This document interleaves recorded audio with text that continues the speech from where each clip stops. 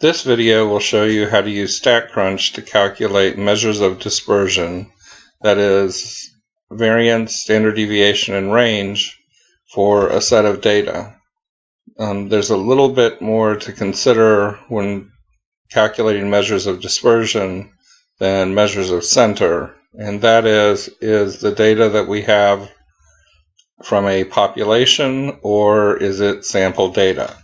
In this particular case, it tells us that we are to calculate the data for a sample.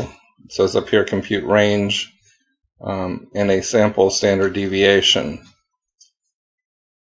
And I'll show you in the next problem, it actually talks about a population.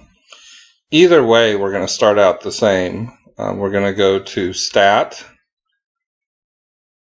to Summary Stats for columns, just like we did for measures of central tendency. If there are multiple data sets given, usually you're going to want to select all of them. Throughout the problem, you can notice this particular one has 5 parts. They eventually will ask about both data sets, and we can calculate the statistics for both data sets at the same time by doing this. And so we're looking at measures of dispersion, and those are the variance.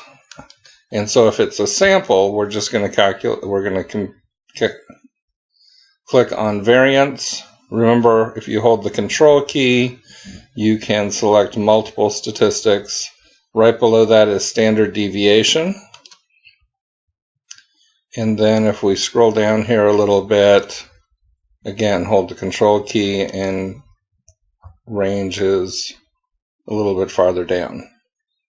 Press compute, and now we have the variance, the standard deviation, and the range for both data sets. And again, this was a sample set of data.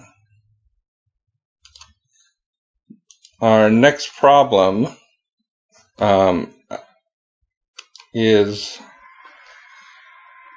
for calculating a population standard deviation. I know that because it's telling me that it's for a population.